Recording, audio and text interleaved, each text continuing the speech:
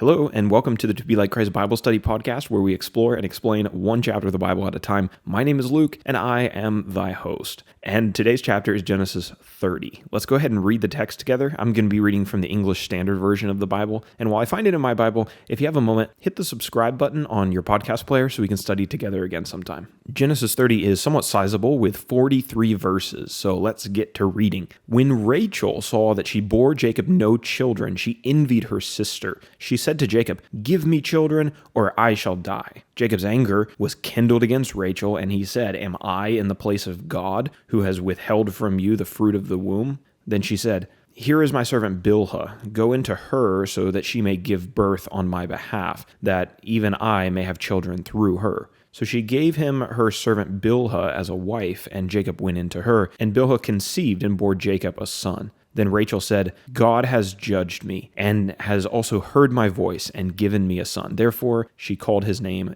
Dan. Rachel's servant Bilhah conceived again and bore Jacob a second son. Then Rachel said, "With mighty wrestlings I have wrestled with my sister and have prevailed." So she called his name Naphtali. When Leah saw that she had ceased bearing children, she took her servant Zilpah and gave her to Jacob as a wife. Then Leah's servant Zilpah bore Jacob a son. And Leah said, "Good fortune has come." So she called his name Gad. Leah's servant Zilpah bore Jacob a second son, and Leah said, "Happy am I, for women have called me happy." So she called his name Asher. In the days of wheat harvest, Reuben went and found mandrakes in the field and brought them to his mother Leah. Then Rachel said to Leah, "Please give me some of your son's mandrakes." But she said to her, "Is it a small matter that you have taken away my husband? Would you take away my son's mandrakes also?" Rachel said, "Then he may lie with you tonight in exchange for your son's mandrakes." When Jacob came from the field in the evening, Leah went out to meet him and said, "You must come in to me, for I have hired you with my son's mandrakes." So he lay with her that night. And God listened to Leah, and she conceived and bore Jacob a fifth son. Leah said, "God has given me my wages because I gave my servant to my husband." So she called his name Issachar. And Leah conceived again, and she bore Jacob a sixth son. Then Leah said, "God has endowed me with a good endowment. Now my husband will honor me, because I have borne him 6 sons." So she called his name Zebulun. Afterwards she bore a daughter, and called her name Dinah. Then God remembered Rachel, and God listened to her and opened her womb. She conceived and bore a son, and said, "God has taken away my reproach." And she called his name Joseph, saying, "May the Lord add to me another son." As soon as Rachel had borne Joseph, Jacob said to Laban, "Send me away, that I may go to my own home and country. Give me my wives and my children for whom I have served you, that I may go, for you know the service that I have given to you." But Laban said to him, "If I have found favor in your sight, I have learned by divination that the Lord has blessed me because of you. Name your wages, and I will give it." Jacob said to him, "You yourself know how I have served you, and how your livestock has fared with me. For you had little before I came, and it has increased abundantly, and the Lord has blessed you wherever I turned. But now, when shall I provide for my own household also?" And he said, "What shall I give you?" Jacob said, "You shall not give me anything. If you will do this for me, I will again pasture your flock and keep it. Let me pass through all your flock today, removing from it every speckled and spotted sheep and every black lamb, and the spotted and speckled among the goats, and they shall be my wages. So my honesty will answer for me later, when you come to look into my wages with you. Every one that is not speckled and spotted among the goats, and black amongst the lambs, if found with me, shall be considered stolen." Laban said, "Good, let it be as you have said."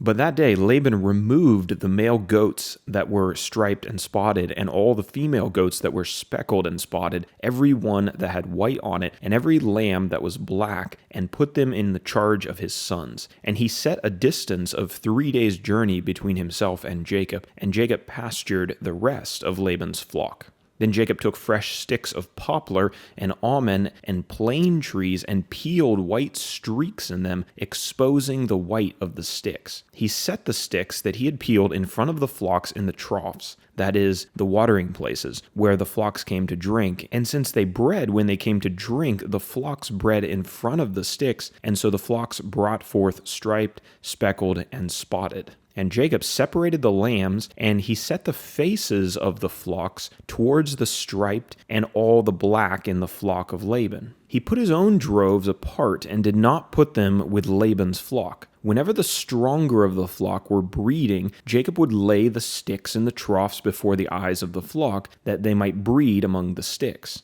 But for the feebler of the flock, he would not lay them there. So the feebler would be Laban's, and the stronger Jacob's. Thus the man increased greatly and had large flocks, female servants and male servants, and camels and donkeys.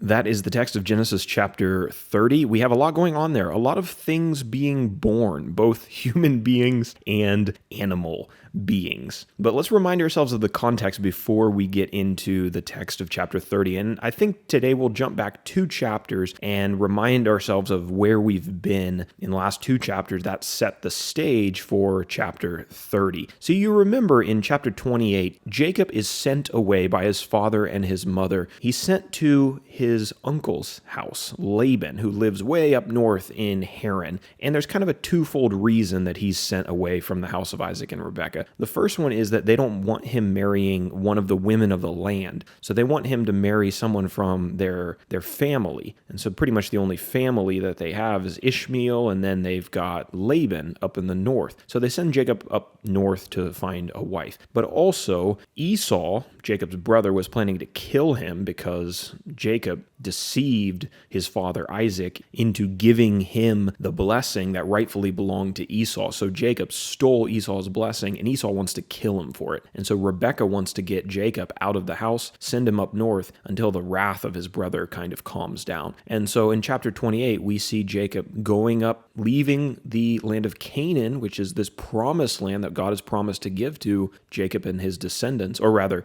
Isaac and his descendants. We see him leaving that promised land and going north. So the question is, well, what happens to God's promises to give them that land? We get some information about that in chapter 28 in the second half, where Jacob has this dream, you remember, of this ladder that goes up to heaven. And God tells him that he's going to take him up to Haran, but eventually he's going to bring him back down to the land of Canaan because these promises need to be fulfilled. So we already kind of know what's going to happen to Jacob eventually. He's going up to Haran, but eventually he's coming back. But we need to talk about his time in Haran, and that's what we've been doing. So in chapter 29, Jacob makes this great journey. He finishes it. He gets to Laban's house, and he finds a woman who he really likes, and that is Rachel. He goes to Laban, who is Rachel's father, and he says, "What do I need to do to marry your daughter?" And he makes an agreement with Laban that he's going to work 7 years to marry Rachel.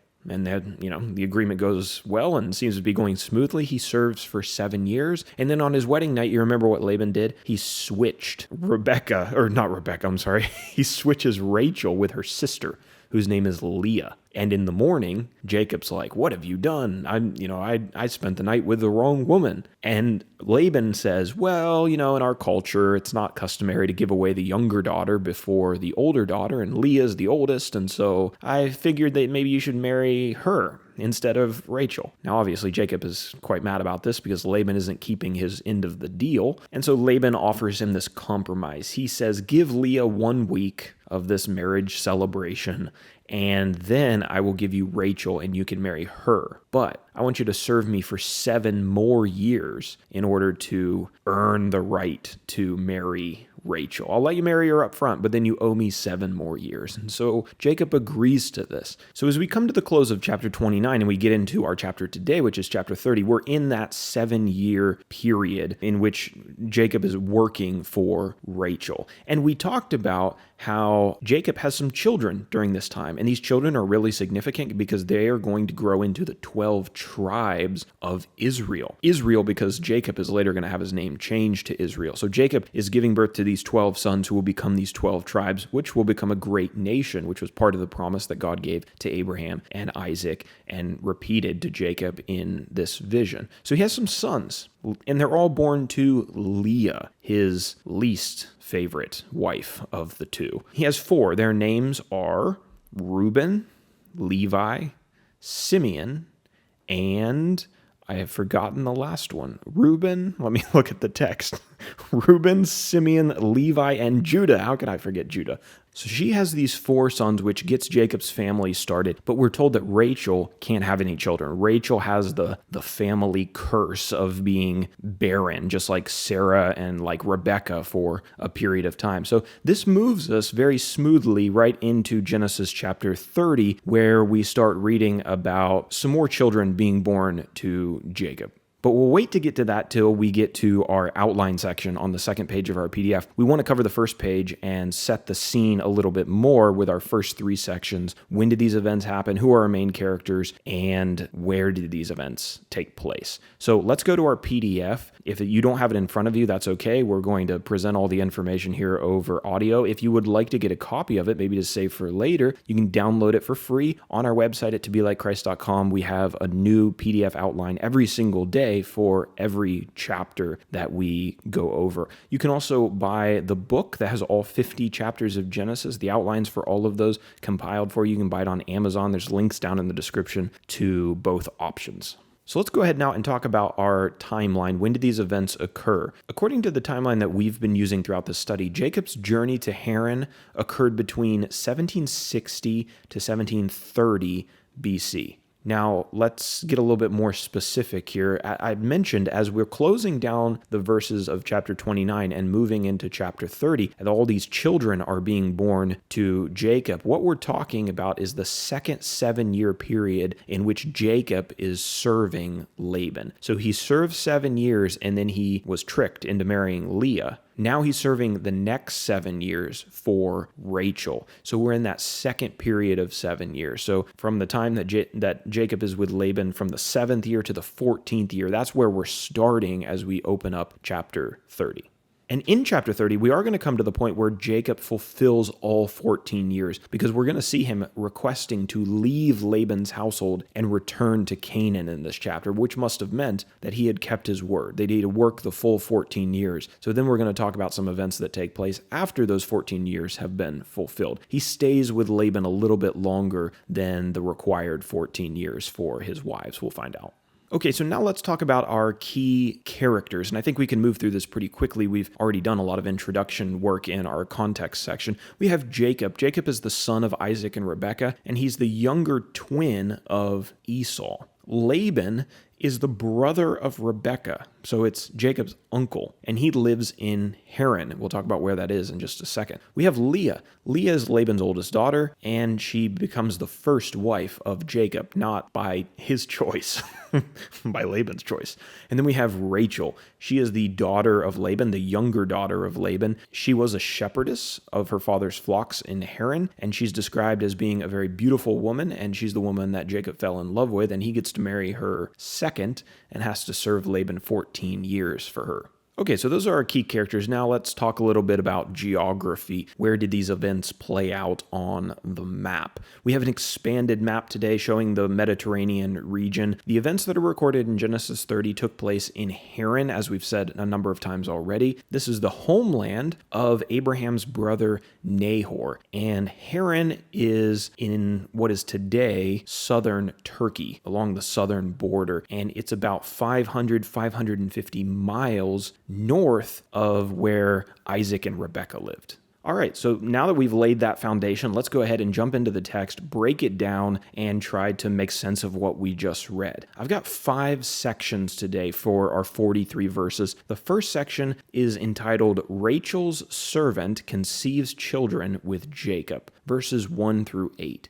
So Rachel, remember, is barren. She can't have any children, and she's envious of her sister Leah, who has now produced 4 strong boys. And so what Rachel decides to do is something similar to what we saw Sarah doing with Abraham when Sarah gave her servant Hagar to Abraham so that the servant could kind of representatively bear children for her or bear children in her name. This seems to have been somewhat of a common practice in these ancient days. Rachel gives Jacob her servant, whose name is Bilhah, so that she can bear children. And this plan was successful. Bilhah bore Jacob 2 sons. The first was named Dan, and the second was named Naphtali. So we now have 6 sons born to Jacob. We are halfway to our 12 tribes. Section number 2, I've entitled Leah's Servant Conceives Children with Jacob, verses 9 through 13. So Leah now is basically going to do the same thing. After she has borne 4 sons for Jacob, she's no longer having any children. So she goes ahead and she gives Jacob her servant to bear children in her name. Her servant's name is Zilpah, and this plan is also successful. Zilpah bore Jacob 2 sons. Their names, Gad and then Asher. In section number 3, we're going to talk about something a little bit different. We're going to talk about some plants. I've entitled this section Leah's Mandrakes, verses 14 through 21. Reuben, who remember is Leah's son, found some mandrakes in the field and brought them to Leah. When Rachel found out about this, Rachel wanted some of the mandrakes and struck a deal with her sister. In exchange for the mandrakes, Rachel agreed to allow Leah to go in and to sleep with Jacob that night. So we see this basically a competitive childbearing going on between Rachel and Leah and their servants in Leah's case, for the love of Jacob, her husband, because she's not as loved as Rachel is. And so she thinks that by bearing children, she can win Jacob's affection, and Rachel is bitter because she can't have any children. And so what exactly do mandrakes have to do with this story? And why is this detail in here? Well, if you're in a competition with somebody, you're always looking for an advantage, a leg up, right? And one thing that's interesting about the mandrake plant, and we don't know exactly if this is the same thing that we know of as mandrakes today. If you Google mandrakes, you'll find a particular plant. This may or may not have been exactly the same, but the mandrakes that we're talking about here seem to have been treasured for a similar effect that mandrakes have been known for centuries. And that is that mandrakes are an aphrodisiac. They are something that is supposed to inspire desire in people, and they have been used in the past for fertility. So they're an aphrodisiac and they help in conceiving a child, so the ancient people thought, and that's also been believed by people much closer to the modern day. People believe that these mandrakes are really helpful in bearing children and inspiring people to want to go through the process of what it takes to make a child. We'll say that for the YouTube algorithm.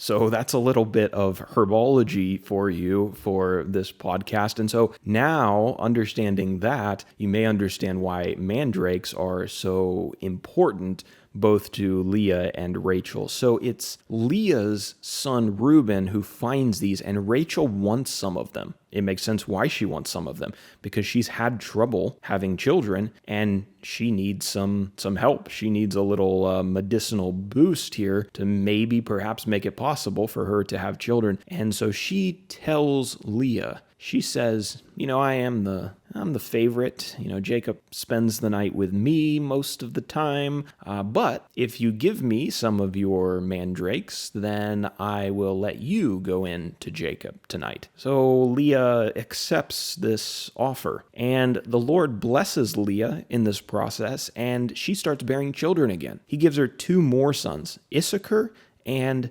Zebulun. And then after bearing Jacob 6 sons just by herself, she finally gives birth to a girl whose name is Dinah. So this brings us to section number 4, Rachel's children. This is verses 22 through 24. We're told that God blesses Rachel and opens her womb, allows her to begin having children after she's been barren for this period of time. Whether the mandrakes played a role in that, we don't know, but we're just told that God blesses her and opens her womb, and she bears a son to Jacob and calls his name Joseph. Now, if you've read the Bible before, if you're familiar with the story of Genesis and Exodus, Joseph is a very significant individual in the rest of the book of Genesis. He stands out amongst his other 11 brothers, and he is also kind of the favorite of Jacob, and you can maybe see why. But we'll hold off on talking about Joseph anymore for now. We'll talk about him plenty in the upcoming chapters. Okay, so this takes us to section number 5, verses 25 through 43. This is our last section. I've entitled it, God Blesses Jacob with Prosperity in Laban's House. Jacob wants to return to Canaan, we find out, which tells us something. It tells us that he has passed 14 years in Laban's house. He's fulfilled the 14 years that he's supposed to work for his 2 wives, and now he's ready to go home. And he communicates this intention to Laban. But Laban wants him to stay because Laban has figured out that God is blessing him because Jacob is in his house. God has a special relationship with Jacob. Like Abraham and Isaac before him, God is blessing him with wealth, and Laban is reaping the benefits off of that. So he doesn't want Jacob to leave. He tries to get him to stay. And so after some back and forth and Laban asking Jacob what he wants his wages to be, Jacob agrees to stay in Haran and to continue working for Laban if Laban will give him all of the speckled and spotted sheep and goats and all of the black lambs of his flock moving forward. So all of the goats and sheep that are speckled and spotted in color and all the black lambs that are born from this point on, they are going to belong to Jacob. That's what he's asking for, and Laban seems to think that this is a pretty good deal. I read in a couple places that in this area of the world, most of the sheep and goats are solid colored. I can't personally confirm that, but that's what I read from a couple different sources. And so what Jacob is asking for here seems to be a minority of the future animals that are going to be born to this flock. And so Laban must think, oh, okay, that, I'm going to do well on this bargain. So he agrees to this. So Jacob then goes into the sheep and goat breeding business.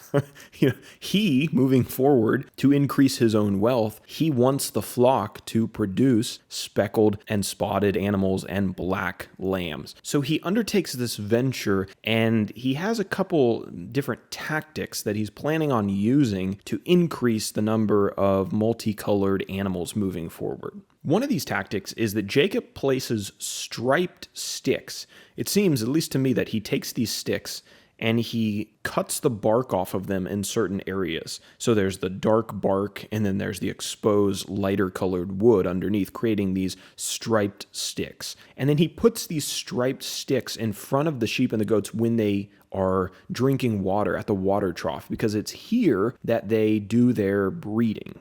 At this point, you might be thinking, what on earth does that have to do with them popping out animals that are multicolored?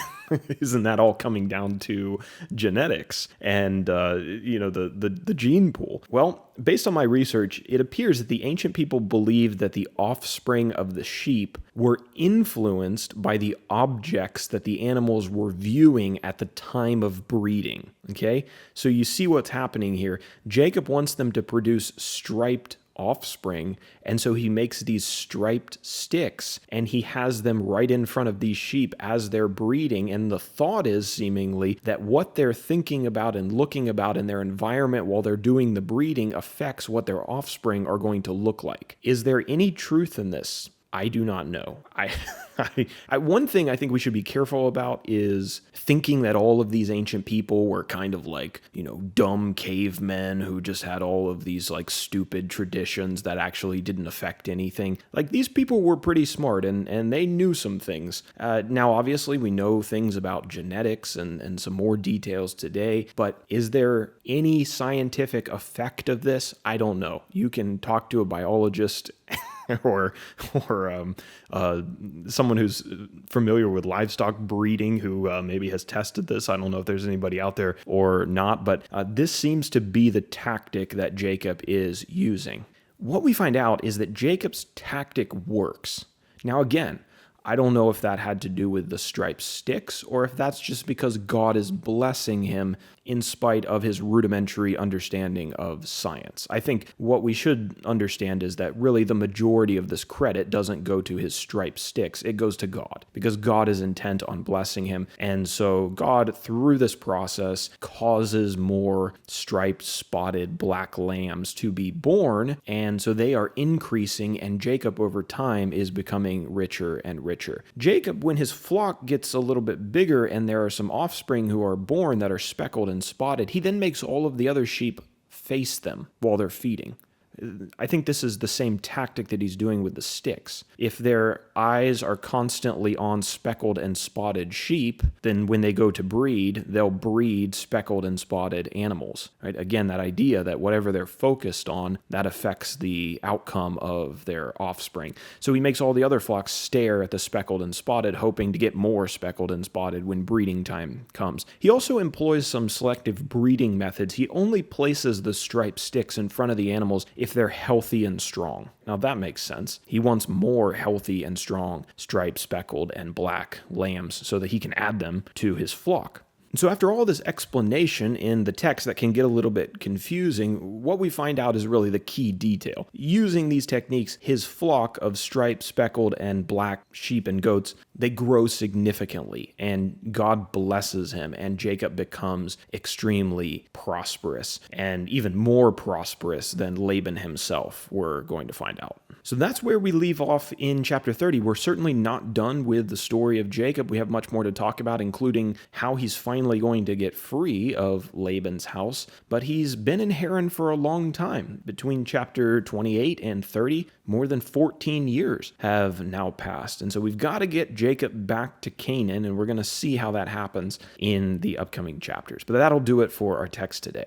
Before I let you go today, let's cover our last section, which is our application. What can we learn from Genesis chapter 30? What can we learn specifically? I want to focus on Jacob's striped sticks. Maybe you didn't think there was an application there, but let's think of one here. One that I thought of is that God is less interested in our techniques and more interested in our reliance on him. Jacob gave God the glory for any success that he had brought to Laban's house. We see that in this chapter. And because of it, God continues to bless Jacob. Jacob knows, it's not me. It's not because I'm such a special guy. Maybe at this point, Jacob is beginning to perhaps feel bad about some of the things that he's done in his past. And maybe we see here a little bit more humility in him. And he recognizes that it's God's blessing over my life that has brought success to Laban's house. It's not my, special skills or anything like that. Knowing what we know now about breeding and about genetics, it seems unlikely, I'll say, that forcing sheep and goats to stare at striped sticks increases the chances of creating speckled and spotted offspring. It was God's blessing over Jacob that caused his flocks to produce and to make him rich, to produce the offspring that he wanted, these speckled, spotted, and black lambs. God blessed him, and he succeeded, even though his science maybe wasn't quite up to date, at least as we see it in the modern day. So it wasn't about the science, it was about God's blessing. And the application I think that we should think about is that perhaps we should spend less time relying on our own ingenuity, our own strategies, our cleverness when it comes to multiplying God's flock or the church, Christians. There's all these firms and groups and advising committees out there and churches that have come up with these really elaborate, really expensive 5-step program, 3-step program to grow and to multiply your church and to grow it by, 1,000 people or whatever. And there's all these people that spent all this time and hired all these experts in order to put these together. But perhaps maybe a lesson here is that we should spend less time relying on all of that, all of those human tactics in growing God's flock, and more time in prayer and in recognition of the necessity of God's power to work through our insufficiency.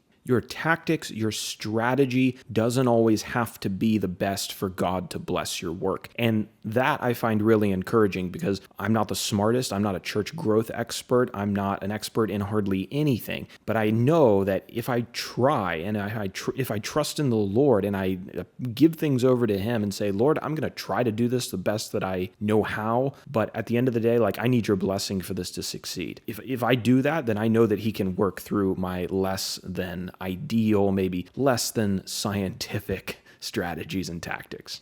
So that'll do it for our study in Genesis chapter 30 today, a really interesting chapter. In the next chapter, we're going to talk about Jacob and his relationship with Laban going a little bit sour, and Jacob deciding that it's time finally for him to return to Canaan, which we knew was going to happen because God had already told him it was going to happen during his dream, but we're going to see those things beginning to come to fruition and fulfillment as we roll into chapter 31. So Lord willing, we'll talk about that chapter tomorrow, and until then, I hope you have a fantastic day.